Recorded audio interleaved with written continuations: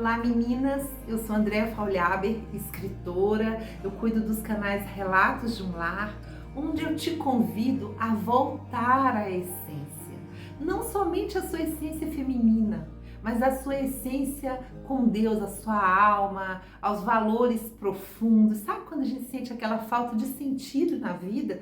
Quando a vida não está bonita como deveria, quando a gente não está encontrando tudo aquilo que a gente realmente crê com o nosso coração, eu te convido a voltar junto comigo.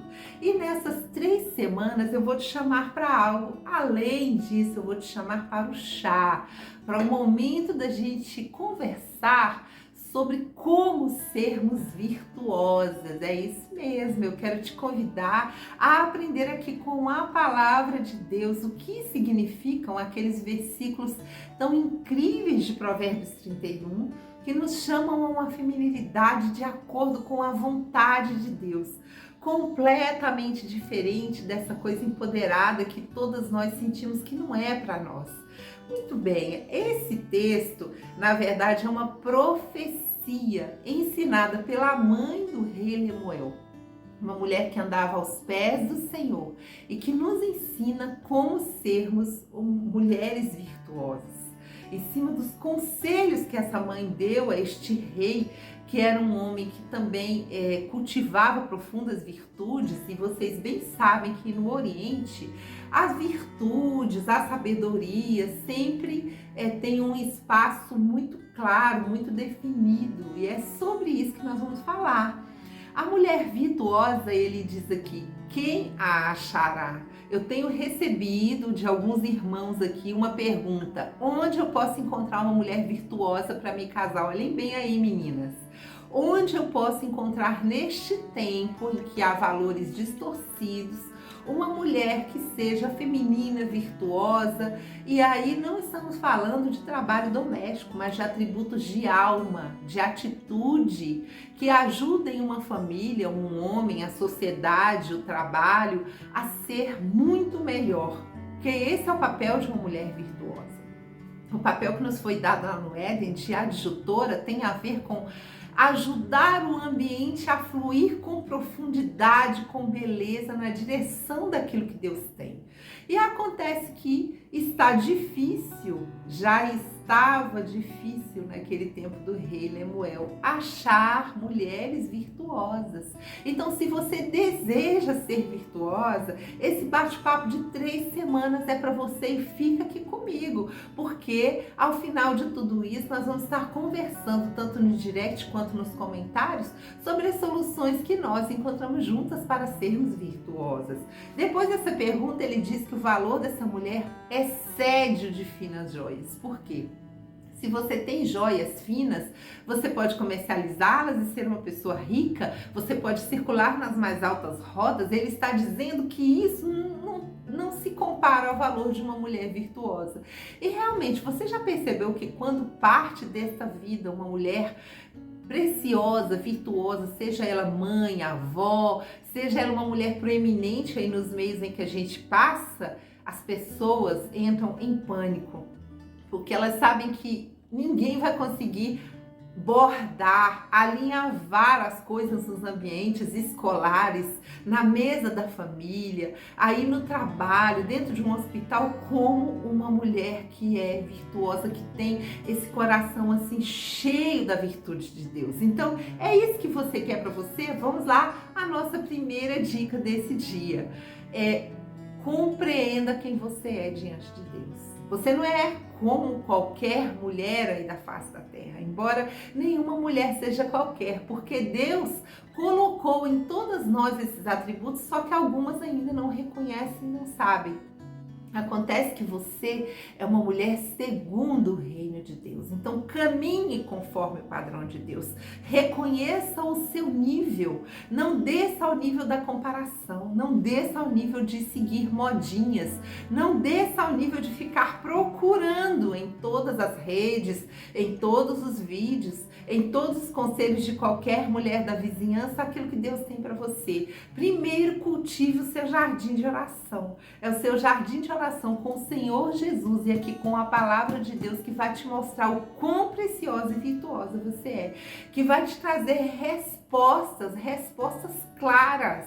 Eu não estou falando para você assim, uma resposta abstrata que é para todo mundo. Eu estou dizendo que Deus tem uma resposta que vai elevar sua autoestima. Sua autoestima é frágil?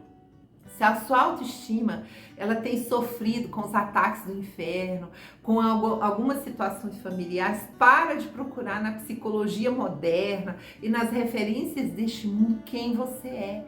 Olhe bem para o espelho, não somente o espelho que tem aí no banheiro, no quarto da sua casa, mas para um espelho espiritual, onde Deus está dizendo que você é virtuosa, que você foi planejada desde a eternidade, que você é bela, não da beleza de outras mulheres. Às vezes o seu cabelo não é como o meu, é um cabelo frizz, um cabelo black, às vezes você tem aquele cabelo loiro assim, bem volumoso, às vezes você tem aquele cabelinho liso, às vezes o seu sorriso é uma gargalhada, às vezes você é uma mulher que fala pouco, que fala menos.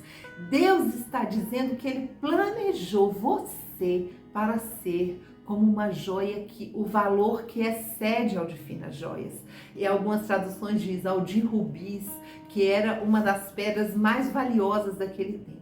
Então eu queria dizer para você que você primeiro precisa acreditar nisso e entender e se colocar na posição de uma mulher que tem nível. Não se troque com as pessoas. Pare de bater boca com pessoas. Pare de olhar lá para o lado de fora e comece a olhar para dentro de você e para a sua casa. Por que a casa, gente? Porque a casa é o reflexo das virtudes de uma mulher. No dia que você aceitar a beleza que Deus colocou em você, começar a se arrumar como uma rainha na sua casa, no seu lar, no seu trabalho, não como aquela que quer chamar a atenção de todo mundo, mas como aquela que sabe o valor que tem, que flui de dentro para fora. É o Espírito Santo trabalhando no seu interior e trazendo soluções o tempo todo. Então, em seguida, o versículo diz que o coração do seu marido confia nela e não há falta de ganho. Como assim? Quando nós nos colocamos para o nosso marido como essa mulher virtuosa e preciosa, aquela mulher que apresenta soluções para as demandas cotidianas e para as lutas internas que esse homem está trazendo, o coração dele passa a confiar em nós. Por quê? Porque nós não vamos conversar alguma coisa com esse marido e sair por aí dizendo, a portas fechadas e até longe do olhar dos filhos, nós vamos dar conselhos preciosos a esse marido. Nós vamos olhar nos olhos e dizer, meu amor, não de acordo com a nossa vaidade, mas de acordo com a necessidade do momento. Meu querido, vamos nos acalmar aqui, eu vou orar agora por você, eu vou estar conversando com você, procurando uma solução, seja para a nova escola dos filhos, para a troca de carro, você vai orar ao Espírito Santo, ele vai te dar a solução e você vai trazer numa bandeja de afeto para esse marido. Ele vai começar a confiar em você muito mais do que em conselhos de TV, do que em coisas que colegas dizem ou em coisas que ele viu por aí que são um estereótipo da masculinidade bíblica. Ele vai confiar porque você está dizendo para ele, olha, isso pode ser o melhor para nós. Vamos nos lembrar, gente, que foi um conselho de uma mulher que trouxe a ruína, todo um mundo, um universo terreno que abriu as portas para o pecado. E depois disso, quantas mulheres aconselhando homens? Quantas mulheres como Rebeca, que aconselhou seu filho e trouxe uma traição dentro da família? Quantas mulheres ali, como outras que nós vemos na Bíblia, que fazem com que os homens fiquem furiosos, que fazem com que os homens tomem decisões erradas. Então você precisa ser essa mulher preciosa que busca respostas no Espírito Santo e que é confiável para o seu marido. Seu marido pode te entregar o cartão de crédito?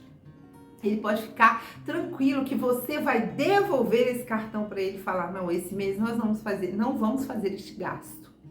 O seu marido pode confiar, por exemplo, que você não vai dizer a outras pessoas algo ruim que está acontecendo no casamento, você não vai chegar lá no meio da sua parentela e falar mal dele, ou na sua igreja, nos gabinetes, reclamando do seu esposo, que você vai conversar olhando nos olhos. Ele confia que se ele adoecer, você vai cuidar dele. É sobre isso que nós estamos falando. E a Bíblia diz que não haverá falta de ganho, e é uma tradução que diz: a ela nenhuma fazenda faltará. Ou seja, tudo aquilo que pode ser preparado com as mãos, tudo aquilo que seu marido puder conseguir, ele vai conseguir para você. Basta que primeiro você seja digna de confiança. Trabalha nessa confiança. Fecha aí os seus lábios para certos assuntos. Aprende, quando você não souber a resposta, a ir para o altar de Deus orar e buscar aqui a resposta no seu secreto, no jardim de oração, antes que o dia comece. E no momento em que o seu marido confiar em você, ele mesmo vai dizer: não, a minha mulher não seria capaz disso. Ela não é esse tipo de mulher. Ah, mas ela estava assistindo. Não, então foi por engano, não foi ela, foi alguém que clicou no lugar errado. Ou seja, a confiança dele em você vai ser aquela que lhe atribui a palavra de Deus, certo? E em terceiro lugar, diz o seguinte: ela lhe faz bem e não mal todos os dias da sua vida. Esse e não mal, gente, a gente precisa entender qual é a regra da benevolência na nossa vida. Quando você dá um conselho a um marido, quando você dá um conselho a um filho. Então, assim, é a mulher que está o tempo todo querendo fazer o bem. Ah, não, peraí que eu te ajudo. Peraí que eu vou com você. Peraí que eu faço com você. Não primeiro do lado de fora. Primeiro aqui, ó, na mesa da sua casa, dentro da sua casa. Como é que você faz o bem ao colocar a mesa? Como é que você faz o bem ao fazer a comida? Será que é só a receita que você encontrou que estava mais fácil no supermercado? E eu não estou falando de mais barato, porque às vezes verduras, frutas, alimentos saudáveis são os mais baratos. Porém, a gente, certos momentos, algumas de nós, mulheres deste tempo, queremos o mais fácil e não aquilo que faz o bem. E aqui a Bíblia endossa todos os dias da sua vida. Acordar e fazer o bem enquanto cuidamos das toalhas é no nosso emprego?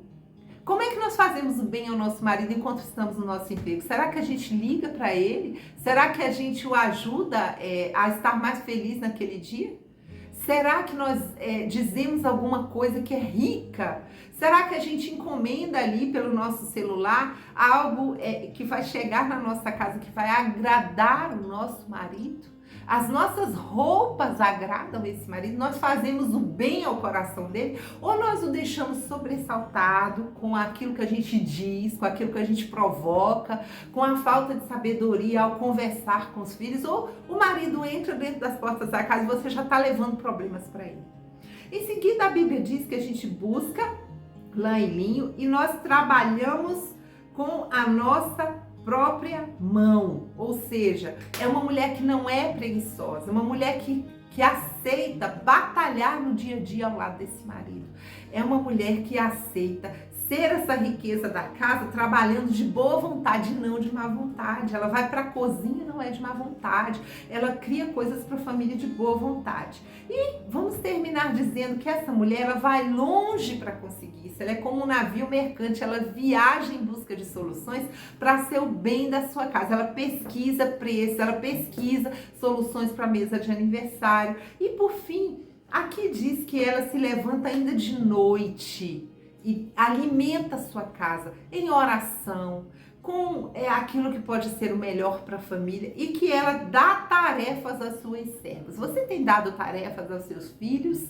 Você tem feito o quadro de tarefas ficar visível na sua casa? Você tem feito nessa casa fluir o trabalho de uma maneira distribuída, equilibrada e não centralizando tudo em você para depois reclamar? Será que você já entendeu que a criança de 2 anos de idade já pode te ajudar ali com uma bacinha, com sabãozinho na beira da pia? Fica aí a meditação para você. Na próxima semana a gente se encontra de novo para o chá e a gente continua falando sobre trabalho doméstico e virtudes, tanto no seu emprego, quanto na sua família, como no seu lar.